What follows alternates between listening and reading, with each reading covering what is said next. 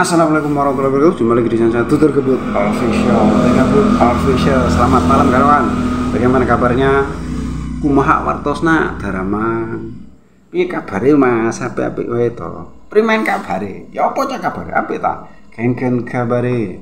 Ki apa kabare? Apa rungana? Apa kareba? Bagaimana kabarnya? Semoga kesehatan dan kebahagiaan selalu menemani hidup Anda. Baik kawan.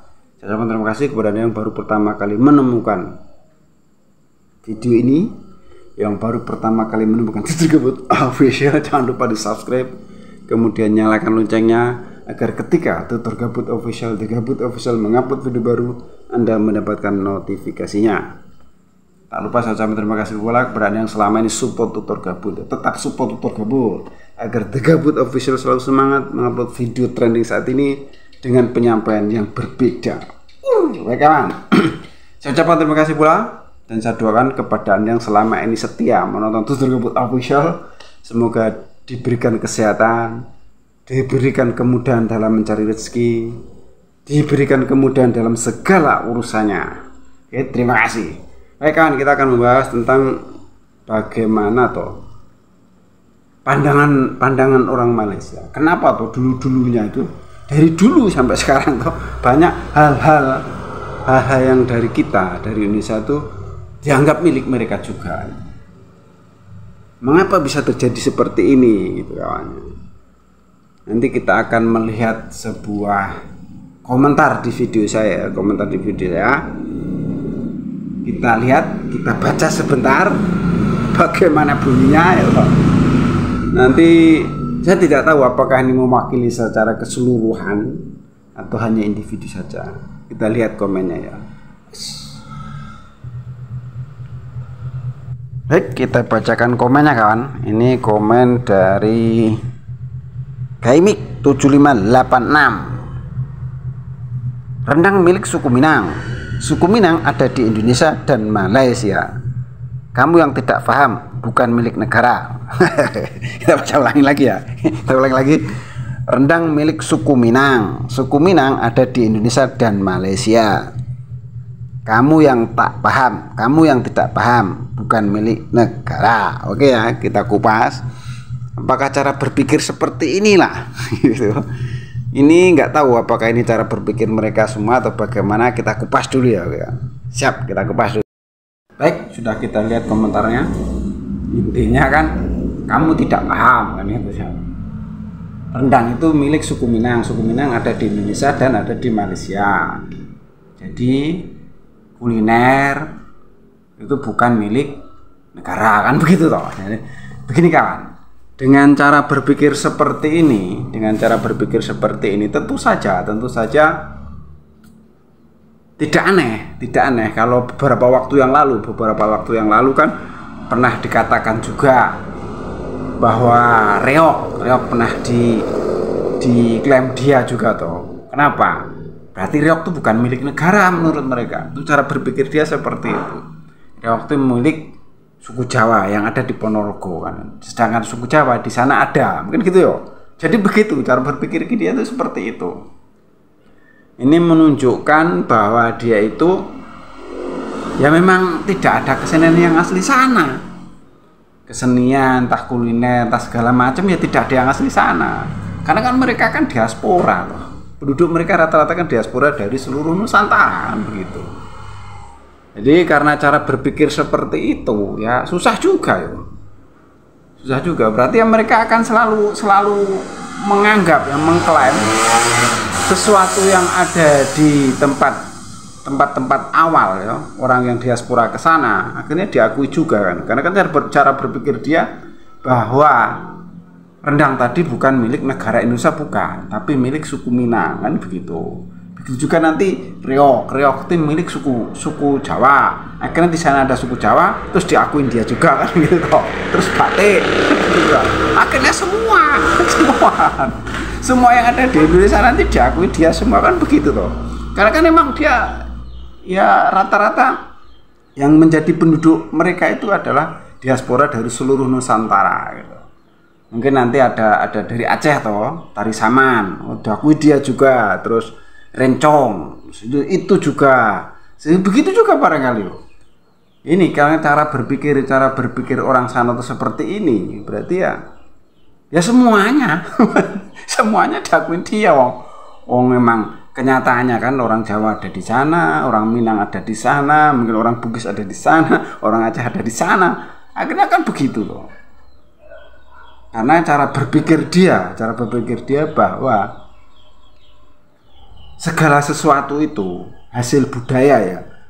Kebudayaan kan budi dan daya, kebudayaan, kuliner, segala macam ya milik suku, bukan milik sebagai milik negara, kan begitu. Mungkin berarti Cina juga iya kali ya. Kan kaum Cina di sana kan banyak, mungkin nanti masakan Cina diakui milik dia gitu. Terus India mungkin begitu juga, barangkali gitu. Cara berpikir dia seperti itu. Gitu. Tidak dicari yang dari secara wilayah. Kalau kita tahu tuh bahwa Minang ya, suku Minang itu kan dari Sumatera Barat. Sumatera Barat itu wilayah Indonesia, tidak diakui seperti itu. Cara berpikirnya kan seperti itu.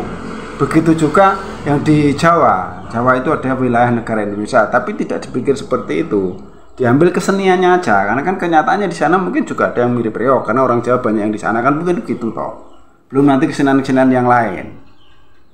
Batik kan juga mirip begitu. Ya semuanya lah. Jadi begitu kan ya. Itu cara berpikir mereka seperti itu. Jadi kita yo bagaimana ya?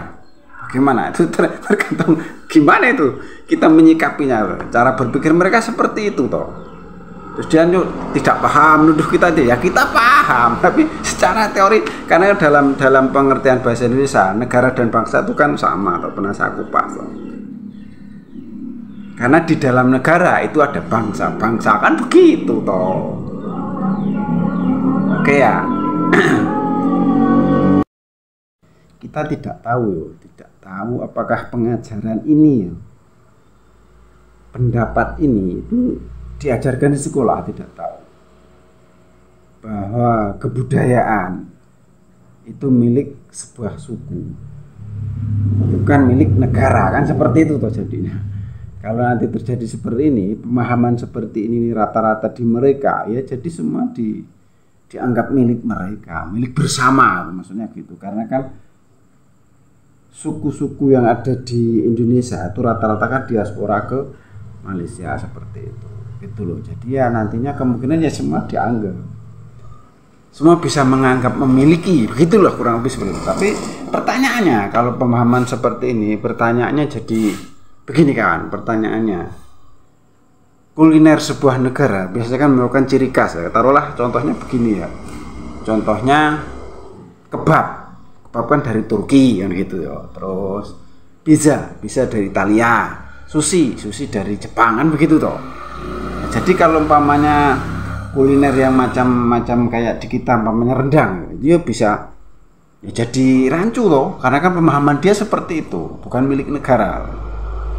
Pertanyaan itu tadi toh. Terus jadi teritorial itu gunanya apa kan jadinya gitu toh.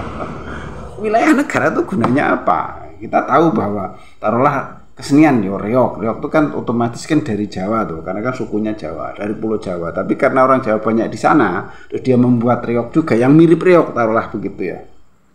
Bisa diakui dia juga kan begitu jadinya. Kemudian tari Bali mungkin bisa begitu juga. Karena kan banyak yang di sana. Itu jadi rancu. Ini juga sebuah pertanyaan juga. Cara pandang seperti itu tuh apakah diajarkan di sekolah atau memang pemahaman dari pihak masing-masing individu seperti itu loh.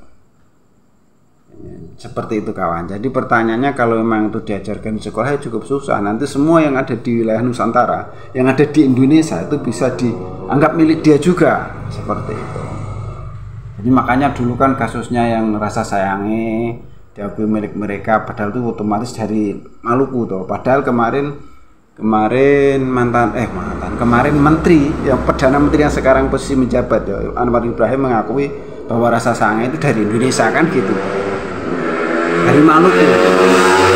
Cuman orang sana itu pura-pura tidak ngerti kan gitu. Kemungkinan juga seperti itu sebenarnya ya. Semua itu tahu bahwa itu juga milik negara sebenarnya. Cuman pura-pura aja dia menganggap bahwa itu milik suku biar dia bisa mengakui kan begitu toh. Oke kawan ya. Ya intinya ya itulah, suatu saat nanti mungkin juga banyak yang diaku mereka karena kan pemahamannya seperti yang komentar tadi.